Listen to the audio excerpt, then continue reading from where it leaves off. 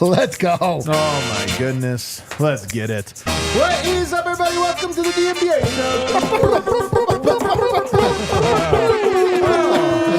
What the shit was that? Wow, it was an owl.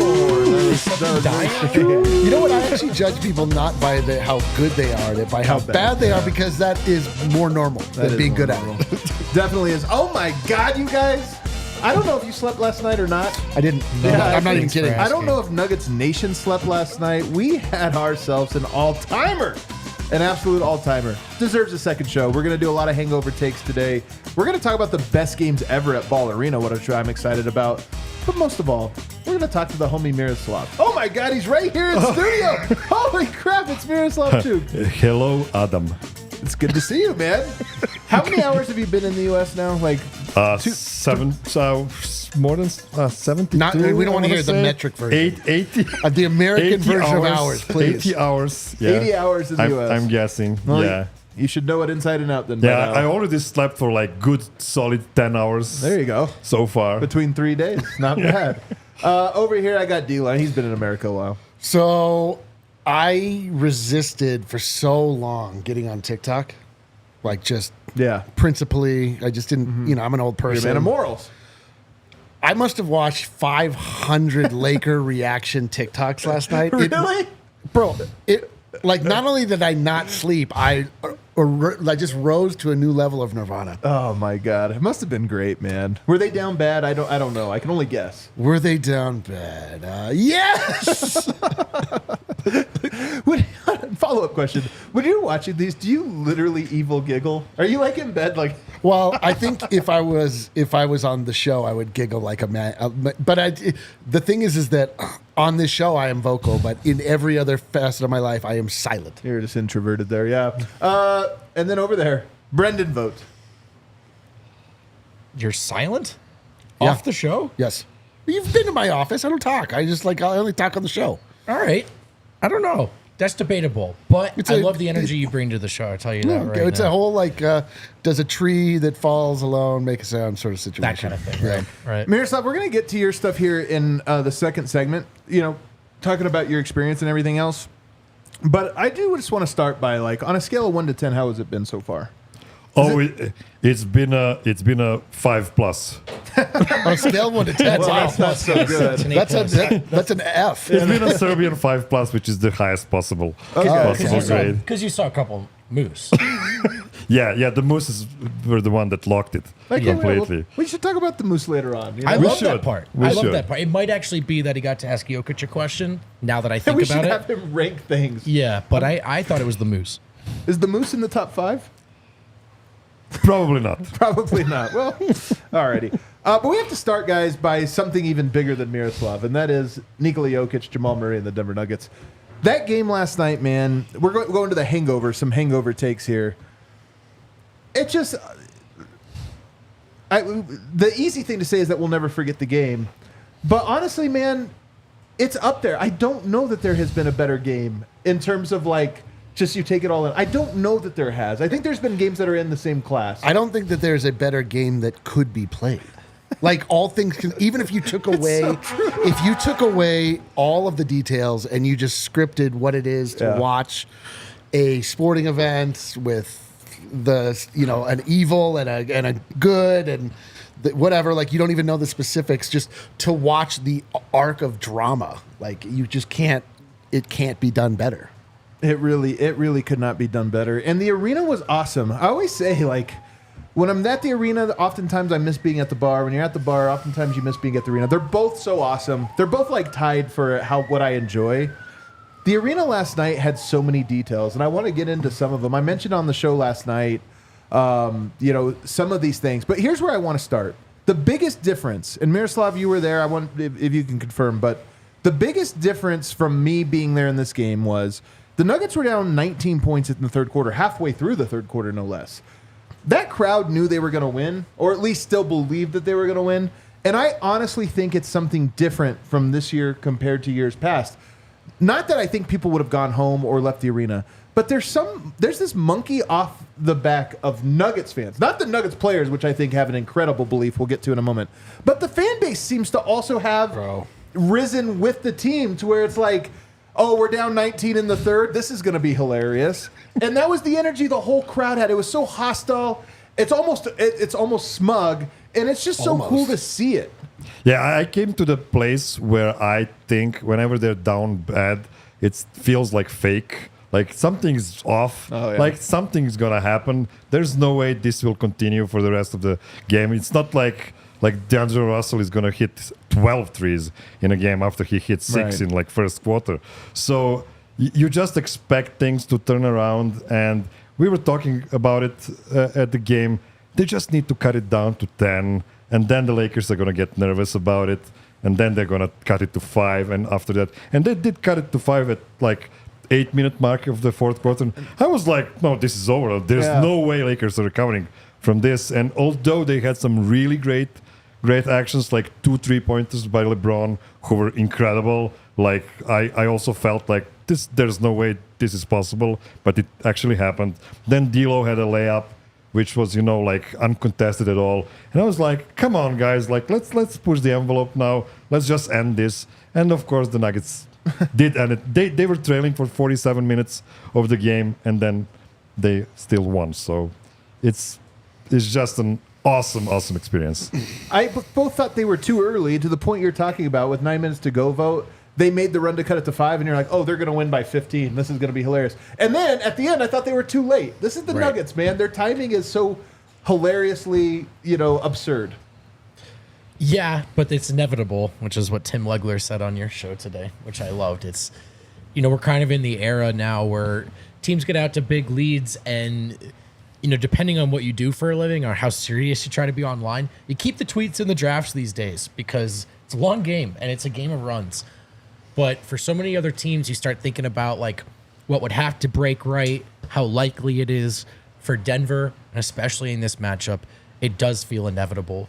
There was a brief blip in that when LeBron had that turn. Murray commits the turnover, LeBron dunks it on him in fast break. And that kind of happens after Denver's push. And you're like, wait a second, this isn't part of the script. But Denver even had another follow-up punch from there. So it just feels inevitable, and they've done it too many times. I don't think they're waiting for the fourth quarter. I think these are hard and competitive games against good teams, but when it comes to winning time, it's Denver's time. You don't beat this team with 2.5 great quarters. You beat this team with 4 dominant quarters, and if you don't bury them, they will bury you. The Lakers were pretty freaking outlier performances. That's what's so funny is if you ask D'Angelo Russell, what do you need to do to win this, to get them back? It's like, I need to make 6 threes. And it's like, no, that's not what you have to do. That's not it. They hit the threes. D'Lo was 7 of 11. Torian Prince hit a step back 3 at one point. For 2.5 quarters, Anthony Davis was Devin Booker in Phoenix. And they got mundered. I know. They didn't break 100 points. That's the wildest part. And I said it on the show last night. I'll say it again. God. We think of the clutch time as just the two-man game. It is a two-way dynamic. And Denver is so much better defensively than any of the detractors over the years would have guessed they'd ever reach at this point. Here's another one for you, D-Line. MPJ's role is so interesting. I'm always bothered by the idea of who is the Nuggets' big 3, because I don't think there is one. It doesn't make sense to frame them. They're a big 2. They're a big 1, a big 2, and then a 5-man lineup. And the reason I say that is AG has a role that is different than KCP and MPJ, but those guys also have distinctly different roles. And that is that Michael Porter is capable of big scoring performances in ways that those other 2 are not. Yes. And last night, man, he's unfortunately going to probably always be the guy that was great right before the end and then Murray Jokic take it home. He was so unbelievably good all game, and the shot he hit to tie it, it's because there was 2 big shots that happened after it gets washed out. That shot was unreal. He had to shoot it without setting his feet around. He had to just like catch and go quick because that was the only window, and he rinsed it. Nothing but net. Oh yeah, we talked about it last night.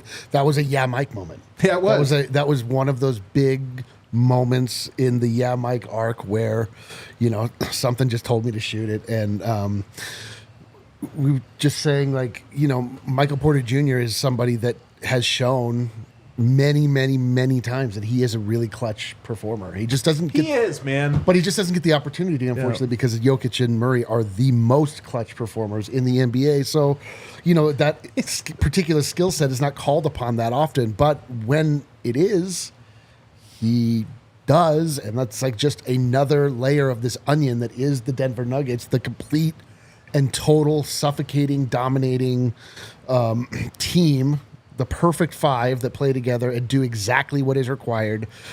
Like Vote says, I mean, it's not like they were playing possum, just trying to get the Lakers to, wear themselves out. But no, they just sucked. They just suck. But the Denver Nuggets, they just are always they're just always moving forward. They're just they're not discouraged. Jamal Murray couldn't have had a worse night, not discouraged. Of course, he's there at the biggest moment. Michael Porter Jr., only guy that plays in the first half outside of, and even Jokic wasn't even very good in the first half. He only shot 6 times. We were all pretty frustrated by it. And then, they're inevitable. But Michael Porter Jr., it's just another reminder. This is another game where you're like, oh my God. And Michael Porter Jr., what are we doing? Why are we wasting time? Give us the trophy, Miroslav. I'm really sad this game is not going to be remembered as a Michael Porter game because he really deserved it. Let's remember it as it. And according to Nuggets Twitter, it's going to be remembered as Murray-Slav game. The Murray-Slav. This is what people are saying. It's not my Is that words. what the people are saying? Let me check the timeline. I see one person tweeted it. Breaking news: people have found you on the Sports Center Instagram. Actually, you're up there right now. That's actually serious. But I think the thing that's easy to take advantage or look past with Mike, overlook is the word I'm looking for, is how willing he is to be that guy. Like we say, oh, it's tough that he doesn't get that moment. Michael Porter Jr., very okay with this. He was their leading scorer heading into the halftime, or second leading scorer. I can't remember, actually. It was either he or Jokic. And he gets one shot in the fourth quarter. One. And he hits it. No. And then, by the way, first dude over to Jamal Murray that was actually on the floor. And he was in the opposite corner. Starts crashing a rebound. Within 2 seconds, realizes it's going in. And he's already starting his celebration before the shot's even fallen. And he's right there. And you were showing some of the great Murray highlights upstairs from last series. And you right as you ended one, they cut to this broadcast angle, and you see Mike come across the screen just cheesing. Murray's cooking, and Mike is loving every second of it. And that's what all 5 of these guys have. That is very, very, very easy to overlook. You might, in theory, conceive of a third option who is better, maybe, but do they want to do this? Do they want to do this the way Mike is? Are they as satisfied and content with what they're going to get the way Mike is? And to know you're probably not going to shoot in the fourth, but to still hit the one that comes your way, that's the stuff. Like, role players miss that shot. That's the stuff that Mike has. That's another level above. You know what I was thinking about? And it came from a comment that he made earlier this week, obviously heading into, we didn't know what to expect from him because of the drama that he was, experiencing off the court. And he said, it's terrible what's happened with my brothers, but I have 15 other brothers. Right. And it just dawned on me, he's just always his whole life been a member of a team. He's had a group of brothers. He's been he's not he's not an only child, even though he is singular in a lot of ways. I assume, and in kind of the way they refer to him, he's probably the shining star of a large group of brothers. But all the same, he's always been part of this larger idea of the Porter brothers. So, I mean, I think that cascades down and trickles down into him being okay with not always being the guy. So it's cool. It's a really interesting thought. He's also the oldest brother, in his family, and kind of the young brother, even though there's a new generation, but it's Murray, Jokic, Murray, Gordon, KCP, and then he's the kid of the starting lineup. So it's kind of an interesting inverted dynamic there. But you said something else that I thought was really interesting, which was It really shocked me. I couldn't Will believe you it mark when I that in? heard it. Clip it. Clip that. I couldn't believe when I heard it. Are you sure it was him? You were saying that MPJ is so insanely clutch, but just so happens that he plays with two other guys that are clutch. Last night, my guy, Big Wosny Lambrey, had a great take on the timeline that said, this Nuggets team is the most clutch team I've ever seen in my life. Yeah. They had a 200 offensive rating last night for the last 5 minutes. They scored 2 points per possession on average in the final 5 minutes of the game, which is insane. They're inevitable. Inevitable is probably the best word about this Nuggets because everybody's calling them now. The Nuggets are inevitable. Nuggets are We've been inevitable. saying this for a long time. But I'm saying, Why doesn't everyone watch our show? everybody does, man. We're influential. But I love this thing about, like, even the role players are clutch. Their identity is clutch. And I think that it is cool to see the Nuggets get the identity, you're right, that we've been talking about. And then you win a title, and then you play like this. Everybody's kind of latching on to, that would be a cool way for this team to be remembered as the most inevitable / clutch team of all time. I mean, there's work to be done, but it's trending that direction. And they genuinely like each other. It's not like a story we're trying to build up about them. When you go to their locker room, it's just like you can see the love between these guys. And one of the guys said, like, "Oh man, we really are gonna repeat, aren't we?" Like, I don't want to say who it was. Maybe it's not a nice thing to say, from a locker room. But it's like these guys, all they say is "we." Like, I haven't heard a single person mentioning like, "Oh, did you see what I did in that and that?" It's just we really did this thing. It's just a beautiful thing to see, and this is why it always crushes me when people are trying to rank players by who would beat who on one-on-one game, because that's not the game. Right. It's a 5-on-5, and it's actually 17-on-17 or 18-on-18 game, and you love to see it. Then you have the best group by far. It's such a cool identity to have. Most clutch team ever. That's like such a cool thing for people to say about you. All these other teams want to be like the starriest, or like, what do you want to be known as? These guys get buckets or whatever. It's fun. I got to say, being considered the most clutch team of all time, that's a good one.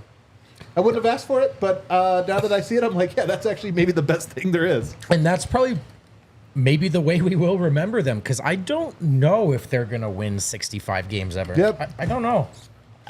But They're not. I do think that like they have what they, we've tried to find different ways to say this. Are they going to be the team of the decade? Is Jokic going to be the player? What they have right now is exactly what Wozny tweeted out. And we've seen teams that are better overall. Like that KD Warriors team is probably still the most talent I've ever seen, but they were almost too good for clutch time. I've never seen a team so routinely separate at the same point of a game. They're so much better than second best in this category, to the point that I'm not even sure, like over the years, who second best is. Yeah, it's amazing, man. I love it. And then, by the way, then we got to go to break, but the analytics people, and look, I love analytics. I came up through analytics, but the people that really go all in, they always say that clutch is random. It's so random. The sample size are so long, and I've always hated that. I'm always like, no, man. Anybody that's played basketball knows there are teams that know what they're doing at the end of games and teams that don't. And I don't care how small the sample size is, there is such a thing. I think that one of the cool things about the Nuggets is that they're converting even those people. Yeah. They're like, clutch is random for most teams, dude. but for the Nuggets, it's not. They do it too consistently to pretend that the sample size is too low. That two-man game is unstoppable. It's so hilarious too, because they don't go to it until the end. It's like, guess what's coming? Like, if you're within a few points, it's like, oh God, like you have to score every time down, Lakers. Every time down. If you miss a shot, like you're cooked. That's it. It's like a boxer doesn't use the uppercut till the 7th round, and then you're like, oh crap, it worked again. There it is. There it is. All right, hold on. We got to take a break. On the other side, more details from the game. And Jokic, you guys, the tide keeps turning for us. Some of the stuff people are saying about Jokic this week, Bro, have you been on the timeline? This is what we've gone through this every fucking year. At the end of the year, No, it like, goes further though. But I'm saying, like, at the end of every year, it was like, all right, fine, and then and then the next season started, and everyone's like, oh, I don't. Well, these last ones have been. I mean, I know. I know. I agree. We don't have much time during the playoffs, but we did take an off day to get our guy Miroslav, #MileHighMiro, up into the mountains. And we took a Toyota because We're in Colorado. We're headed to the gem, the crown jewel of Colorado, the mountains, and we need a Toyota. Whether it's a truck or any of their options for conquering off-road trails or hauling the weight of the world with a truck, they've got options that are perfect for Colorado, perfect for you.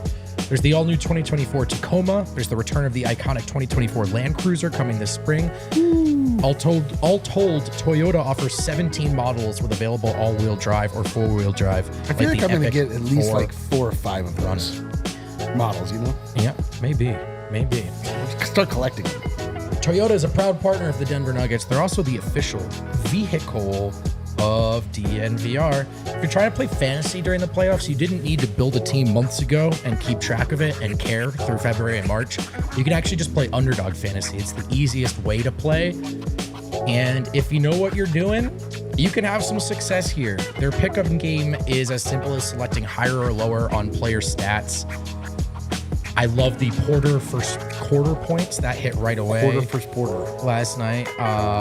Jokic triple-double is always boosted on this app. And I don't know if you guys know, Jokic has recorded a triple-double in roughly 25% of his playoff games in his career. So That feels low. if you're looking for a juicer, you can go with that.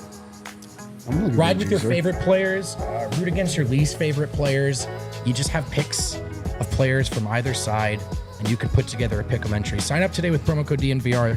Get your first deposit doubled up to $100, as well as an instant pick'em special in your lobby. That's Underdog Fantasy. Code DNVR. Must be 18 or older and present in the state where Underdog Fantasy operates. Terms apply. Concerned with your play? Call 1-800-522-4700 or visit ncpgambling.org. Couple quick notes here on the game to wrap up, and then we can move to some Jokic stuff. But speaking of Jokic, he had an all-time strut last night. You guys remember I talk about the Jokic strut? When he like does something that's really badass and he's feeling himself and he has a little bit. Usually it's an and one where he walks to the line, and what do you know? It came on an and one. I'm not going to lie. They lose that game. AD outplayed him. They win the game because Jokic outplayed him in the end. It was one of those ones where he had to come back to get it. And that play was the ultimate like, oh, you thought you had me? Good game, man. That was really good of you. You almost had me. Pump fakes him and one to go down. I think that cut the lead to 1, but at that point it just felt super inevitable. Yeah. And he strutted to the line with this like, it was, if I was Anthony Davis, I would have been furious watching him. It was an all-timer. Did you catch it? Yeah, I did catch it, and it's really unfair to the first half guys like AD. Like, I think why looking do for we his value front the runners. second half so much more than the first half? They should be equal. I'm just joking, but it really was an amazing experience. I said that Jokic actually had a really slow start to the game. He didn't have a shot in like first 5 minutes of the game at all, and then he had like a double at the first quarter mark, and then he almost had no shots in second and third quarter, and of course he dominated at the end. Not only him, it was also MPJ, it was also Jamal, but it's just it is what it is with the greatest players of all time. I guess we talked about it last night. You thought his game was like a B- game of his in general. Yeah, I mean, it was such an A+ fourth quarter and close that it's like, I mean, how can you call it a B-? But the first 3 quarters, for sure. Yeah. For sure, not bad, but it was like you need a little more in this moment because the team didn't have it. But of course, he delivered it in the fourth. For me, this was my most, like, I've been on the other side of this. I watch Jokic, and sometimes I go, kind of underwhelming. And then someone goes, are you kidding? And they read off his stats, and I'm like, oh, yeah. I'm on the other side of this one. I've heard that from a couple of people, and I understand because AD did take him one-on-one, guarded him one-on-one, scored on him one-on-one for 2.5 quarters. A guy was getting the better of Jokic in the playoffs, which we haven't seen for a long time, or we rarely see. But he finished with 27 points, 20 rebounds, 10 assists on over 50% from the field, over 50% from deep, and over 100% from the line. And it's like... Over 100%. And 100% from the line. And he's the only player that could do that. And you go, man, didn't he leave some on the table out there? So crazy. Are we sure that was A+?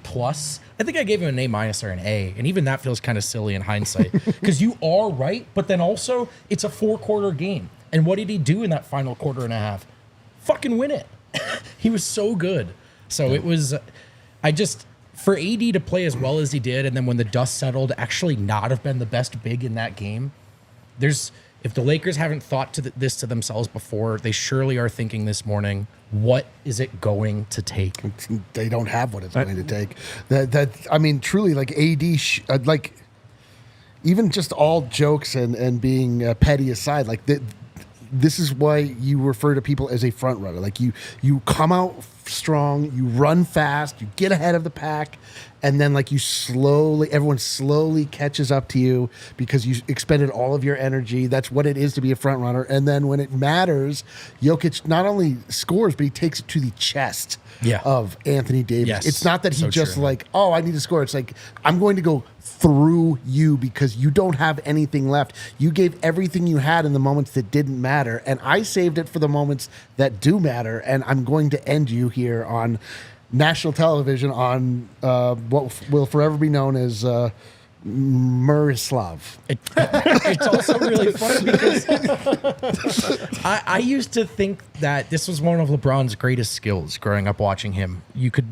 There were all these challengers and foes and other guys people would say is maybe the second best or the best player alive. And they'd have these great moments or stretches. And LeBron, at a certain point in time, to me, seemed like the guy who was the best ever at knowing when to press certain buttons, how hard to go, when he can really change the flow of the game, and just how long a game is. End of season, end of postseason. And that was all true until I saw Jokic. Derrick Rose, Paul George, Paul Pearson, Yes, and there was right. like a bunch of those guys. Yeah, Paul George But is it was- hilarious I- now. Well, he was so good though till he wasn't. But it's like- He was, but it's like I mean, the he Anthony was. He Davis was freaking against awesome. Jokic last night, right? Like it's not about being A+++ for 2.5 quarters. When you're playing the best players in the universe, you cannot leave the door open because they won't. Yeah. And Jokic is that guy now. To your point, and this is the final one for me, that's why I was talking about last night, and I've been telling everybody in the office today, the Lakers didn't leave the floor last night for the longest time. I mean, I don't know what the actual time was, 60 seconds, 90 seconds, 2 minutes, 5 minutes. Time kind of just flattened there for a minute where I couldn't tell what was what. And the same thing happened to them. I've never seen it. How many times have we seen a team get a devastating loss straight to the locker room? Oh, every time. Get the F off the court. I don't want anybody to see me. I don't Every want time. anybody maybe a towel over the head or just like kind of quick. Maybe you run. Maybe you sprint off because it's like, you know what? F this. Let's get back there and I'll scream. The Lakers didn't do that. They sat there and like soaked in it because they could not believe it. LeBron was completely dumbfounded. To your point, Jokic is the challenger LeBron never saw coming. He literally never saw that this was going to be a guy that I was going to have to like. He wouldn't even choose him for his all-star team. Which might have been a weird turning point in some ways, honestly, like for all of this. But it was one where they all sat there was just like, what just happened to us? I love it. What just happened? And to your point, the post-game commentary, all of this stuff to me, I'm not saying the series is over because I just think it's sports, anything can happen.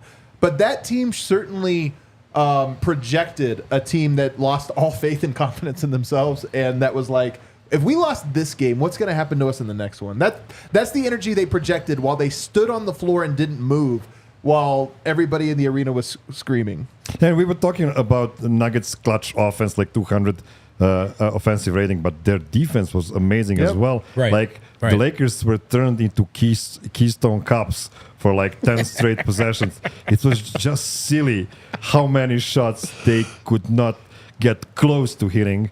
And it is what it is. It's just the Nuggets are inevitable. It felt like a meteor approaching, and there was no Bruce Willis there to save them. Sad. The last note here, and then we'll talk about Jokic.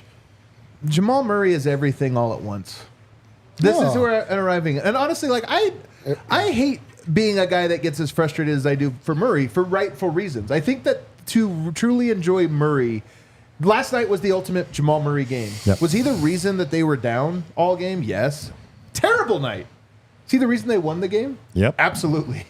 Amazing game. Is he the reason they're champions? He reason all of this. Is he the reason they're a 2 seed, but yet also reigning champs? He's all of those things all at once. And it's not that we were talking about this last night. He's not a two-face. It's not that he is sometimes this, sometimes that. It's that he's both things at all times. Yeah. He is just simultaneously the greatest thing and the worst thing. And last night, it's what's so great about, we compared him to Devin Booker and all these other guys, but last night it was D'Angelo Russell. What a game from him. What a first half from What a him. game from D'Angelo Russell. He said he was going to make shots, and he did. What a first quarter from D'Angelo Russell. No, he hit shots. Even he had a bucket in the last. He had He had the one, yeah, but he didn't. He disappeared the whole second half. He was 7-11 from 3 though. And I think he had 2 or first 3 threes in the second half.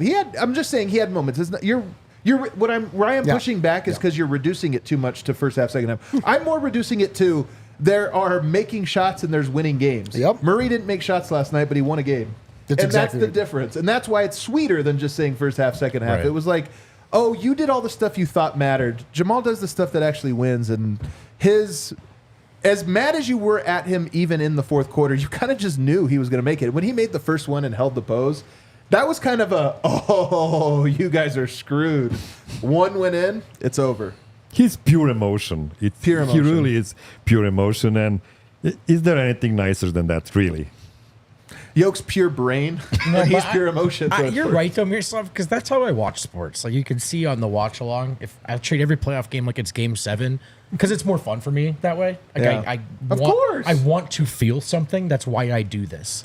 And there is something really cool about a player who almost plays the way a fan feels throughout a game. Yeah. You know? And he is the Simmons actually said this on his pod recently. We always say a guy could be a soul of the team, but he said, I think he was talking about Suggs, but he said he's like the spirit animal for the fan base. And that's kind of, which I thought was great. And that is Jamal, man. Like he can be like a conductor up there telling the crowd when and how to react. He feeds off of it. It's a give and take kind of thing. And it is mercurial. It's not, you can't pen him in for what Jokic does, but you can't ever write him out until the final buzzer blows. And we all know that. And we all said as much as the watch along. And not one person was surprised to see that shot fall. Do you have any comments as the official Jamal guy? As the official Jamal guy of this pod, it's just the difference between Jamal and Jokic. Well, Jamal, first off, will never, ever beat the bright light merchant allegations. It just won't ever happen. Like he's a bright light merchant. That's just all there is to it. Jamal just takes tough shots, and sometimes tough shots don't fall. Like the style of play he has is such that that's where you get the wild variance. Like he shoots insane shots, but they go in sometimes, and sometimes they don't. But his heart never changes. Like he's just in his heart. He is the truth. It's there for him. And there are guys in this world and outside of sports, just everywhere, like when the going gets tough, their spine stiffens, they figure out a way to make it happen. They're not ever going to back down. You can't discourage them. It's like it doesn't matter what's happened up until that point. It's like, all right, well, we got to get the job done. So that's just it. Let's get the job done. And Jamal's typically come in spectacular fashion, which is like Jokic is will just grind you down into paste, and then Jamal will just punch you in the face as you're being ground down. And it's the combination of those two is it's like something I've never seen before. They're just so deeply unflappable. That's like what makes them so special. It's unbelievable how unflappable they are. All right, let's take a break on the other side. Let's start talking to Miro about his experience so far. Let's get his perspective on things like I don't want to hear about any more about Jokic. Let's talk about Moose. Well, we will circle back to Jokic in segment 4. We told you we were going to talk about that as well as talk about our best games ever at Ball Arena. We'll close out the show with that. But I want to hear from Miroslav. Can I tell you what last night was one for me? Beer lovers, listen up. We've got a special DNVR hookup for you from Pub Pass. Oh, baby. If you love craft beer, you need Pub Pass on your phone. We all know there's not a better place in the country to be a beer lover than our great state of Colorado. There's no better way to be a beer lover in Colorado than with the Pub Pass app. The Pub Pass app gets you BOGO, $1 and even free beers at more than 300 breweries and bars in Greater Denver. Dude, having coupons for beer is like all you have to do is just go do the thing you planned on doing. It's like you're silly to not do this if you like beer. If you were gonna go drink a beer, you could just get this app first. The deals refresh 30 days after you use them, so you can come back again and again and again. Plus, you get access to the entire country with the same subscription. It's only $5 a month. Pub Pass pays for itself the first time you use it. $5 a month? The first time you use it. That doesn't even make sense. I just did the math on this. Pub Pass is losing money. Oh my god. Much like Sign up picking, for this company, and send them out of business. Much like picking the Nuggets in round one, it's a no-brainer. DNVR fans can get a 1-year subscription for half off using the promo code DNVR. That's a year of access to the best craft beer app in the country for about $2 a month. That's crazy. Download the Pub Pass app right now in the App Store or the Google Play Store and use code DNVR when you sign up. And listen, if you're headed to Vegas and you're looking for somewhere to stay, Oh, stay there. did you know that we have a headquarters in Vegas? That's right. Circa Resort and Casino, baby. They're our friends. They're Vegas' first ever adults-only casino resort. Saves time checking IDs. Saves time being around children in Las Vegas. Come on. The world's largest sports book, 3-story stadium style. It's a pretty big casino where you can hang out and bet on sports all day long, or place a bet and go watch it play out at Stadium Swim, a 4,000-person capacity pool with a screen that's too big. They've got numbers here. It's big. It's a huge screen. It's the biggest screen you've ever seen. And it's a great resort. Over 500 rooms with a variety of layouts to fit your needs. Experience Stadium Swim and watch your favorite teams at the Circa Resort and Casino. Book your stay with code DNVR20 for 20% off. There you go. Guys, if you enjoyed the game last night, pick up some of these shirts. There's a couple ways you support us. One, become a diehard. You can read all of our content. Another one, purchase one of these perfect shirts. Literally perfect shirts. Who's Your Daddy? Which is a very fun thing to chant with all of Ball Arena. I'll tell you too. Like I made a couple like detail changes after I need to change it on the site. I spray painted on all the letters, or it says KCP. It says KCP. There's a Joker crown. Nice. There you go. Also, take that L on the way out. Last night was such a take that L on the way out night, man. An OG one. That was one where all those guys so happy for all the game until they weren't. And it was a total, you obnoxious little prick. Take the L on the way. I hope that is the longest walk to your car. And by the way, I think it was the longest walk for a lot of people. I think that was an entire stadium's worth of people clowning them. Dude. In the most surprising, oh my God, I lost this and now I have to do a walk of shame. It was so fantastic. There's nothing greater on earth than watching a bully turn into a victim. Oh, that's exactly what it was. You're right. The top genre. It is the top genre. Yeah, it's like revenge. Yep. It's like all of these tropes that you love throughout cinema. It's like a Quentin Tarantino film, just really revenge porn. It's just incredible to just watch them just crumble. And then not only to be dismantled time after time, each time it somehow gets ratcheted up how demoralizing it is. Like, I'm not sure if I mentioned this. I watched 4,000 TikTok reactions, and there's a lot of broken chairs in Laker Nation. I'll tell you that. I saw a lot of those being thrown. Broken chairs. All right, Miroslav, you've been in the U.S. now for 80 hours. We did the math together just a moment ago. Probably wrongly. Yeah, by probably the way. wrong. Let's talk real quickly about the atmosphere, because here's one thing. The Serbs always like to clown for our atmosphere at our games is different than your guys' this or that. And I always say we enjoyed the hell out of our experience in Stark Arena. We enjoyed it, and there are certainly things to those arenas that are unmatched in the U.S. But I always say it's a little overstated. You know, the U.S. has some really cool stuff with their experience. What was your impression? Well, first of all, the arena was as loud as Stark Arena a year and a half ago. As loud, absolutely. And you know, you consistently too, right? Throughout the game. And one part that I really loved the most is the fact that nobody left the building a long time after the game was over, and that tells you that people wanted to soak it in completely. Yep. Like, there's no reason for me to leave right away. Let's enjoy this a bit more. It was really, really great. And of course, the Nuggets are doing a really, really good job of entertaining the crowd. So this is something you don't have in Europe, actually, on that kind of level. So I really, really enjoyed this game. And honestly, I didn't know what to expect of it. You know, because, you know, regular season games can kind of look kind of mild here and there. They don't put as much into the especially if you're show. Playing like Indiana or Portland on a regular night. So yeah, it was awesome, and on the top of it, it was just like a Hollywood movie of a match. So yeah, it was just incredible. What about the arena itself? It's beautiful. It's beautiful. I loved both the empty arena and the full-on arena. the Nuggets actually did a really good job with those white towels, which are very plain, very normal looking. But when you put them on the top of those seats, it made a really beautiful, beautiful picture. So yeah, the arena is really beautiful. It's just 5+. And then what about?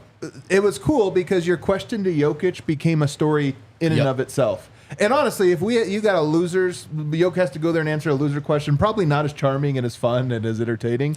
But the fact that it was the way that it was, to me, it felt like the perfect. Whatever you were hoping for, it felt like it was perfect. I'm not sure I would even ask a question if they lost the game. I'm such a coward. I don't know, man. Because the day before that, we had Michael Malone, and I got to ask him a question there, and it was really scary because Michael Malone looks you straight into your soul. It's a bit more than you realize, when right? he's answering your question. It feels really personal when he does it. Nikola is not like that. He's easygoing, especially after a win, of course. So yeah, I thought he gave a great answer, and we did have kind of a back and forth, which felt awesome. So good on him for that. You guys got questions for him and his trip to you if you're uninterested. Did you? We're letting you cook, bro. Well, the one difference that I felt, because I've been to Stark Arena multiple times. Little thing. Kind of season ticket holder at this point. It's fine. What do you think of the concessions? There's no concessions in Stark Arena. Like, what is the food? I mean, I'm sure that, probably this is funny in a way. The food culture of America permeates everything that we do.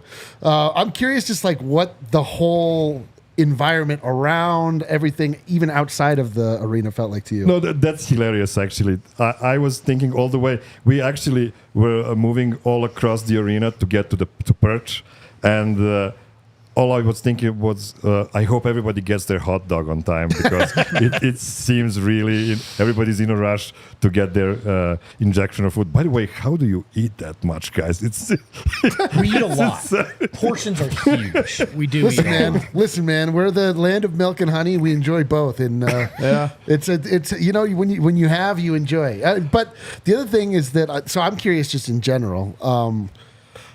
The one thing that I have noticed the difference between the two places is like the sheer variety of options of things. It's like talk about that in general. Like you had Gatorade, you had all these things that we don't even think about. My man last night, drink in each hand.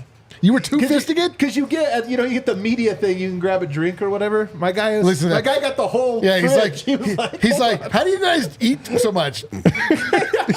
I'm trying to get as much as I can in my system. It's just that I have a problem having more than one meal per day, because I have a meal and then I need 12 hours to digest it completely. You're like the Sarlacc. I know Adam gets that joke. I'm trying, Jennifer. So can I ask you something? Because we've made a lot of jokes of the obvious juxtaposition of an average American sporting experience, particularly basketball, as opposed to something like SEC football, directly juxtaposed with really intense rivalry matches in Europe and stuff like that. Now that you saw Ball Arena in a playoff game, different level of energy, still our version of it, our brand, but different level of energy. How does that compare to the more raucous, smoke-filled, firework flare-filled scenes from back home? Well, the main difference is the fact that guest crowd is very brave here. Yeah. Like, you don't get to be that brave as a guest crowd. That's because nobody out here is going to punch you in the face if you're too loud. I went to a Derby game. I went to a Derby, and the opposing fans weren't allowed in the building. Yeah.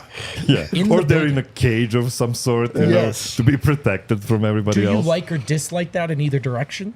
Oh, I actually prefer the fact that you can actually bring your family safely to arena in America. Nice, I would really love to get it is quaint to talk about. We don't allow that everywhere place, but it is nice that there's children. I left my knife at home this time. It was fine.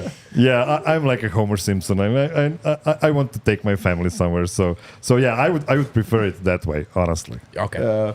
What else about America so far has really stood out to you? I mean, it has been fun watching you try things that It's like us in Serbia. It's the exact same thing in reverse. But it's the little things that have really gotten me with you. Yeah, it's just that when you ask me, does anything here surprise you? Something that you see, and I can confirm I've seen all of it already because of so many TV shows, so many movies, and it's just like confirmation bias. Like I expected to see a gas station out of Breaking Bad, and it looked exactly as I expected it to look. My guy lost his mind when he walked in this gas station. We couldn't figure out why he was going nuts, but apparently it looks just like Breaking Bad. Dude, station. Because we've been to Serbia. You guys have stores and shit. They have gas stations. Yeah, like what specifically I remember about buying that a gas little station? It's more. It's bigger and it's Yeah, and I more. have no idea what exact details are there, but you can just spot them and say, "Oh yeah, I've seen this before." Yeah, like so funny. like when you enter and you hear that sound, like Yeah. that's so like visceral. so beautiful. Hell yeah, It's dude. wild though. The sound that when you open a door and Hell yeah, dude. that is great. I actually understand what he's saying because, like, when you go to Serbia and you spend time, like, all of the entertainment for the most part is American. Like, it's not like right, It's true. it's like everything. The amount of American culture that is piped in constantly, like it is just what's on TV, and more often than not, it's in English and with Serbian subtitles.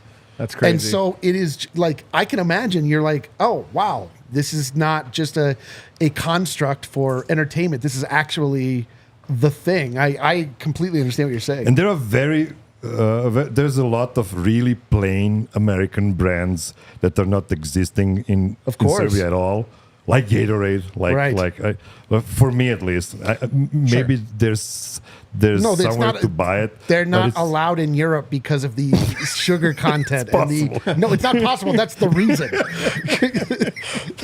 You guys have outlawed them. So this is what makes it funny, because I'm trying just the most plain basic stuff for the first time. It's because I That's just awesome. didn't I have a love chance. I had a margarita today for the first time in my life. So Thought does Miroslav like?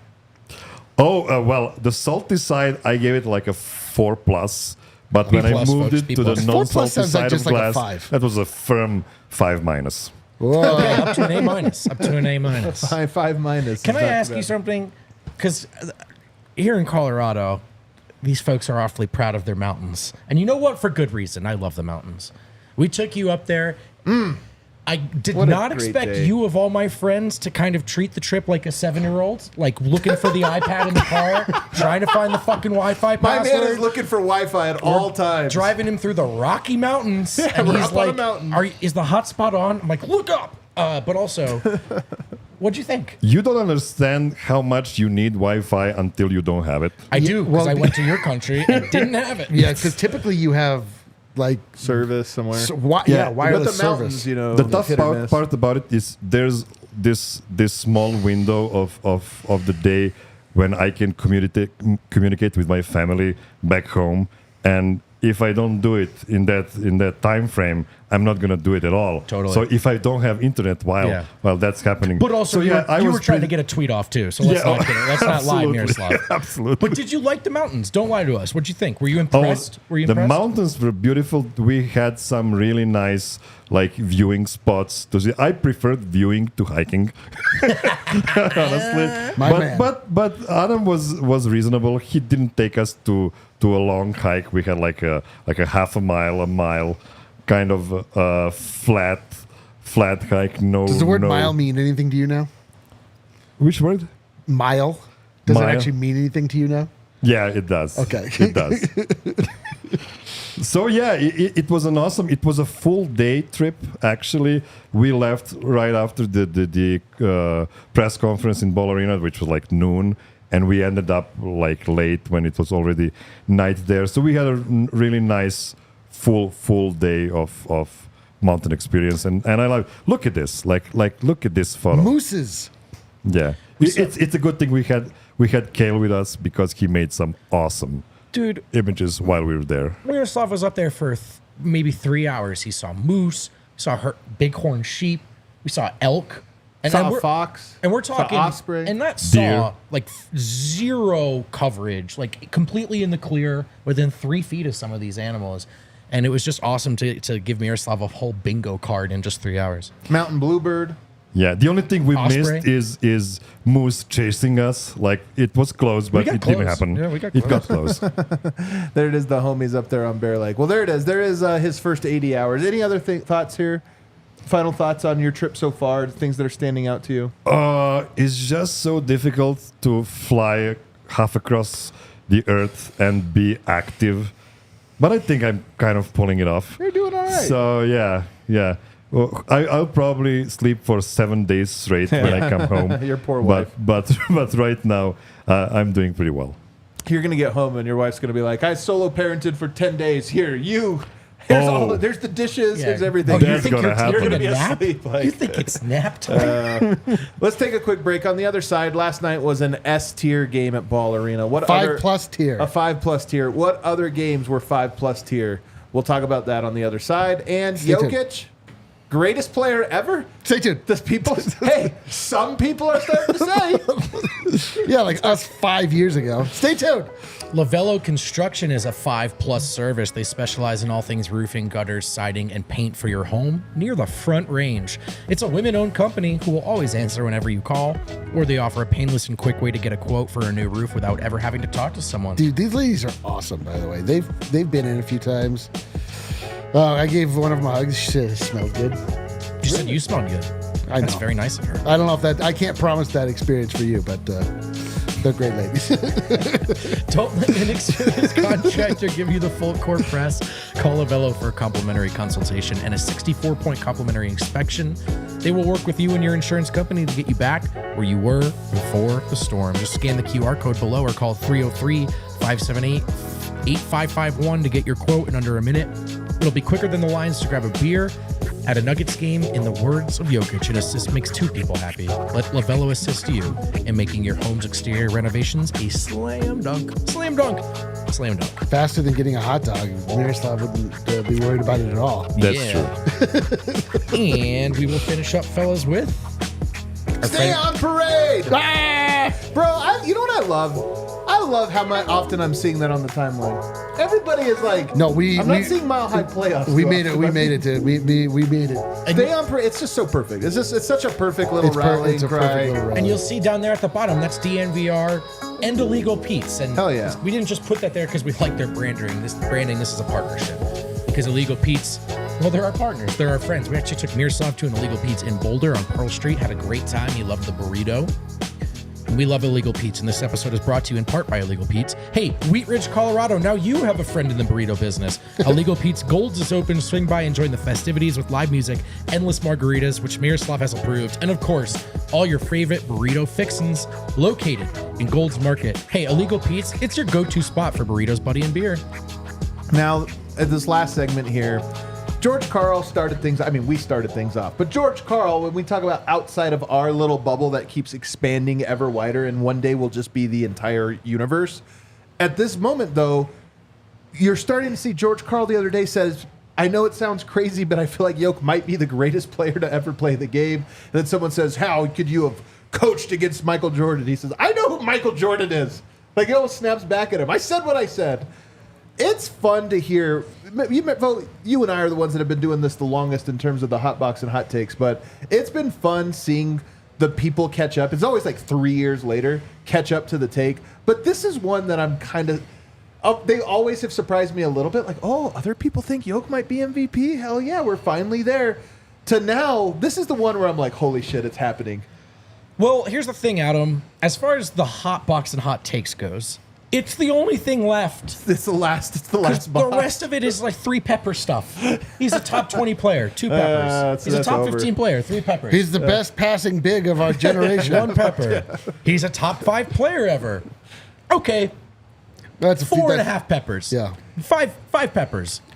He's the GOAT. Now we're talking. But it's all that's left. It's all that's left. And we've done a good job of trying to explain what we mean when we say this.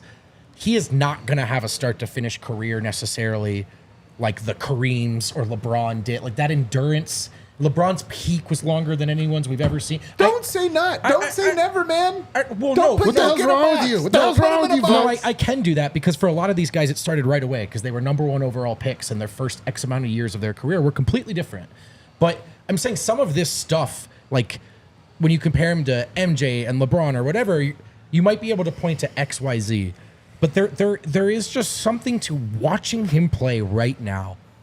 How much easier could it possibly be? How much better could one person possibly look at this sport?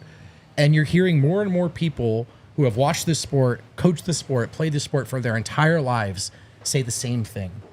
I don't know if he is the best player ever, but is it really off the table? Well, is it really off the table? Here's what I love is that George Karl is the first one to say he might be the greatest player ever, and like right now that is crazy, right? And by the way, I am protective of the idea of you have to do it. Like, of course, I don't like the idea of Jokic is the best player of all time. Like, you got to win championships now. That's the only thing left. But you do have to do that. You can't just be that on sheer potential. But the fact that George Karl's saying that, Nate Jones, who's an extremely well-known and grounded NBA analyst and fan, he's starting to say, like, some of my takes I'm afraid to say about Jokic because I'm afraid to even put him out. And then I saw on the time, I can't remember, I wish I could remember who it was. The people that will think that is crazy will now concede that he might be more in the Magic Bird category. That's what I'm saying. Which is almost like, that's the concession. That's the I'll concession. give you Magic Johnson. I'm not giving you Michael, but I'll give you Magic. It's like, dude, that's our new floor. Yeah. By the way, my point with the he's not going to have LeBron's career. Like, LeBron literally has more points than anyone that's ever played the game of basketball. I don't think Jokic is going to have that. But there is going to be a thing where everyone who watched him play as closely as we did, and there are other ways you can make Jokic's case statistically. Like, this is going to be like, no. You don't understand. Right. You don't understand what it was like to watch him control a game at his peak. Offensively. But maybe you will. Maybe they will.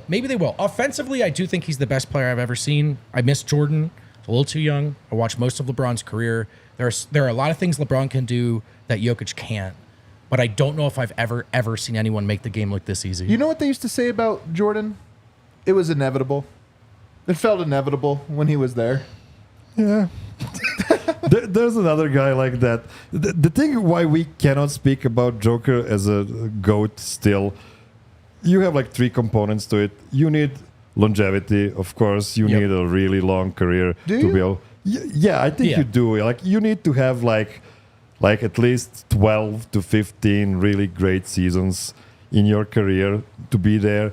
Second thing are the accolades. You need a number of championships, a number of MVPs. He's getting there slowly, I think.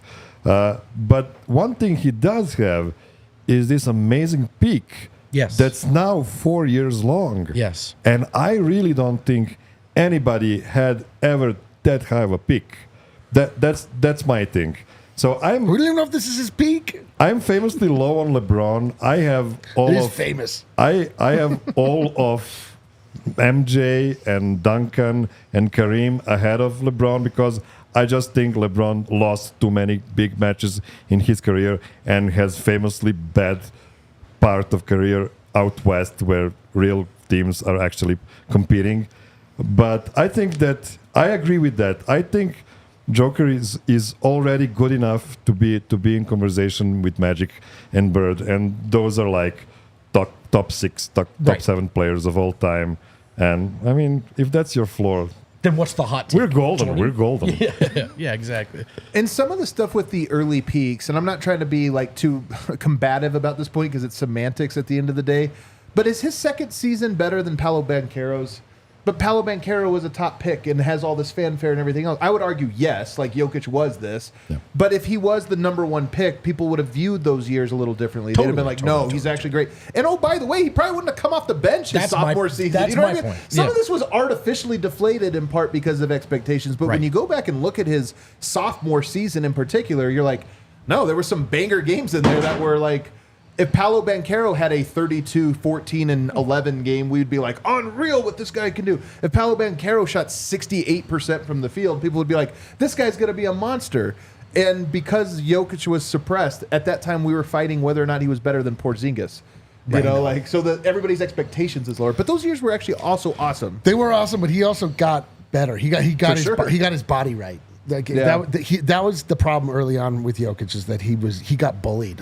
Yeah. Yeah, well, he never played against competition like Jaleel Okafor, so what's he gonna do? But by the way, my point isn't that he's less deserving because of the early years. I'm just saying guys like Wemby and LeBron, like at age 19 and 20, were already starting their chasing the all-time points record stuff. Right. And Jokic didn't get that runway. But Miroslav is right. This peak, it like you gotta, how many people could you confidently say have ever played better than this in a 4-year Yeah. period? And you're down to less than 5, I think. Well, another thing we can argue about, greatest games ever at Ball Arena during the Jokic era.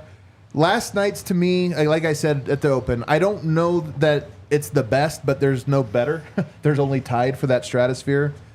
The Gary Harris game winner is the first one that comes to mind. Regular season game, those days were the early days. There's something special about the early days. Yes. And that one was a total, like, vibe moment. The halcyon days. Yes, like when you look back and you didn't know what was to come, but it felt like something special was happening. And also, this was in a time when nothing good ever happened for the Denver Nuggets. And for something good to happen, every time was like, what? Wow. Like just a taste of legitimacy, you know, or just like being, I mean, because, you know, for our entire lives up until very recently, the Nuggets were a literal joke. Like just the way that you think about the Rockies, but worse.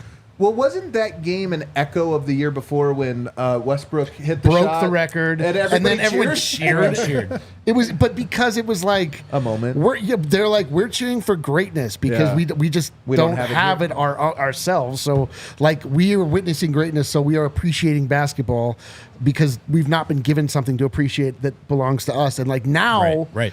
if Russell Westbrook broke a record on the floor of Ball Arena, he'd be getting booed. You get booed there. Yeah, he'd be like, yeah, get the hell The out of Gary here. Harris one was almost like ours. Like, no, now Yeah. the Nuggets are the story in our own building. It's not the people visiting, because that was against Westbrook and Paul George. We're ready for this game one of the Sun series. Oh, yeah. All-time moment. One, it was an ass whooping, which was just so cathartic because you were my nervous about God. that series, and then they just spanked him.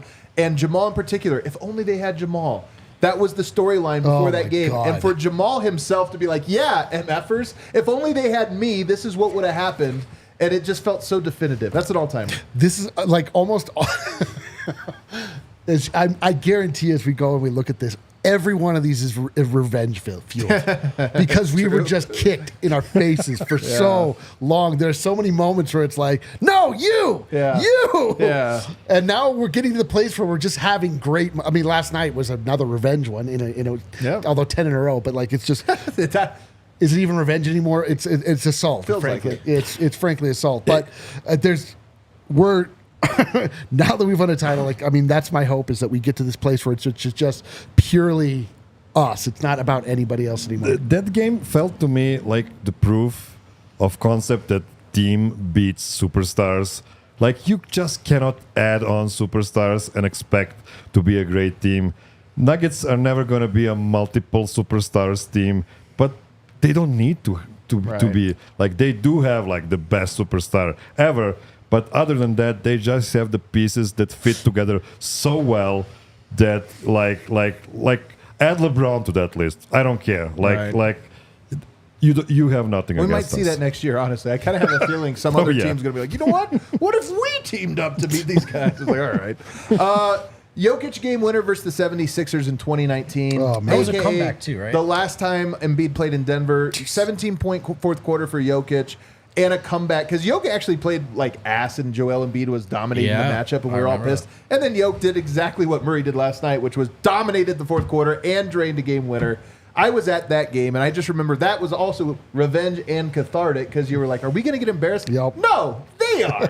I also either the game before or the game after, or within the same week, I think he game after. He went over Cat, right? Yep. Very next game on the road, though. That was on the road, but yes. So this was some of the watching the guy climb the staircase. Yes. And watching the foes fall. And I believe that season he had 6 game winners. It was Yes. like some crazy thing where he just kept hitting Yes, game and we were winners. the only ones in the world who knew. We Yeah. were like, he's the clutchest player in the league. That's so true. Everyone's like, Dame. And I'm like, no, it's this guy. You can make a case for each one of those 6 or 7 games that should be on this list. It's just that this one is against Embiid, so you have to have it here. Yeah, maybe. Nuggets-Lakers game 1 last year. The Jokic just perfect basketball for 3 quarters was really for the whole game, but especially for 3 quarters to me is an all-timer. Can I tell you like one singular moment that just sticks Sure. out in my mind? Was a game against, God, was he even on the Lakers or was he on the Cavaliers? I can't even remember, but it was Jokic when Jokic first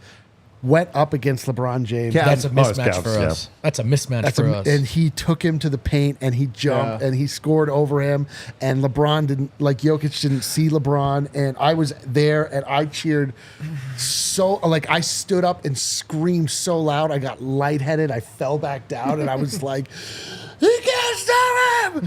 He can't stop him! That was like, I mean, my God. I mean, I definitely like, Another stopped recording memories after Early signs, right? That was one of Yes. those ones where like Jokic can take it to LeBron too. And Yes. This is 2017 or Yes. something. You're like, oh, it's on.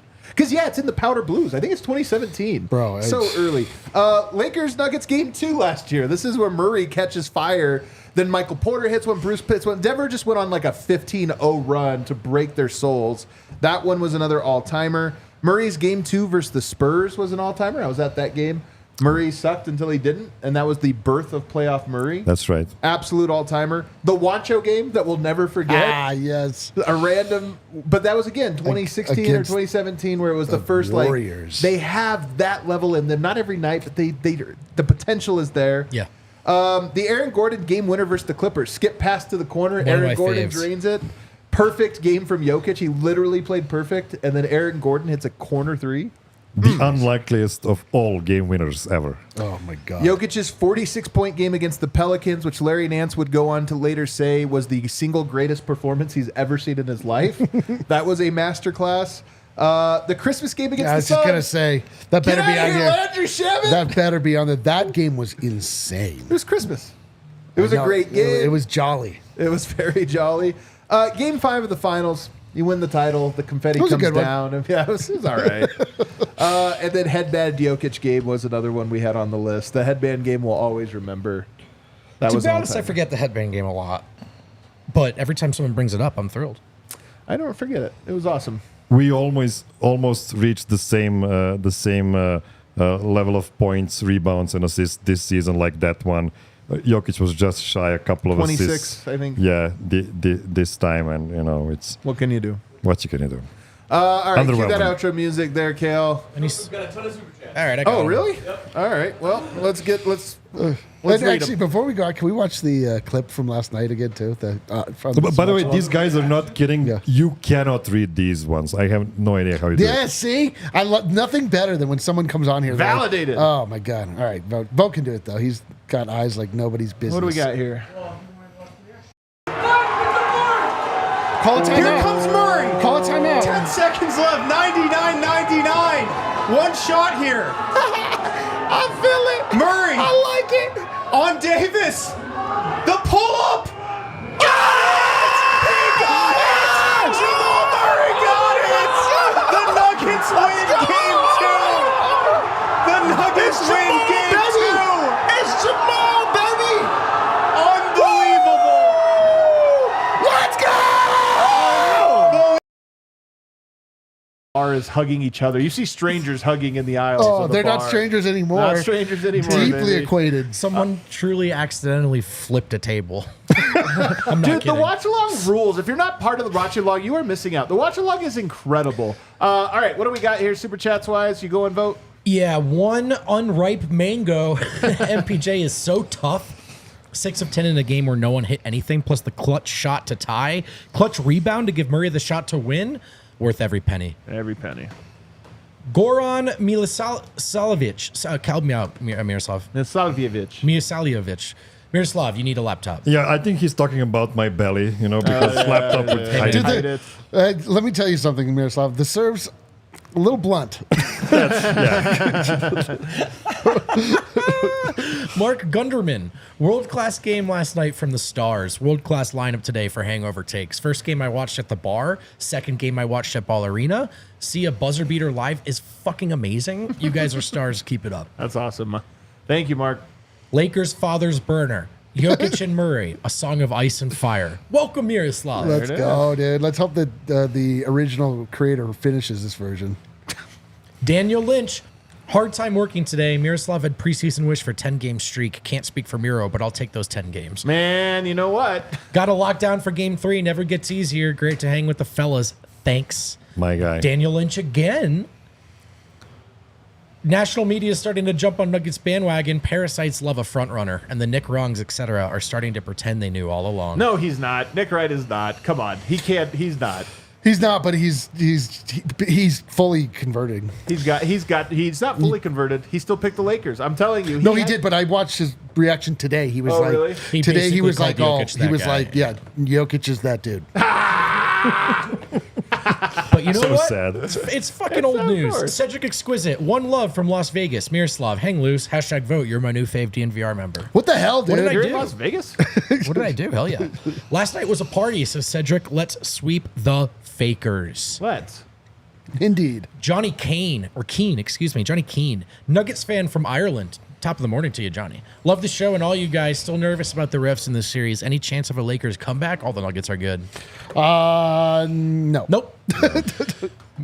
Josh Barnett from down on Miroslav's presser moment rules. Bloody legends. Do we have that? He knows. Oh, boy. Regular producer Kale. He's been demoted. Great show, fellas. Great show. Great win from the Nuggets. Great chat today. Everything was great. Harrison Wind coming up next, interviewing Miroslav, even more detail about his trip to the U.S., about Serbia, American culture, the experience last night. You guys get more. You get more on the Denver Sports Podcast, which starts in about 5 minutes. See you over there.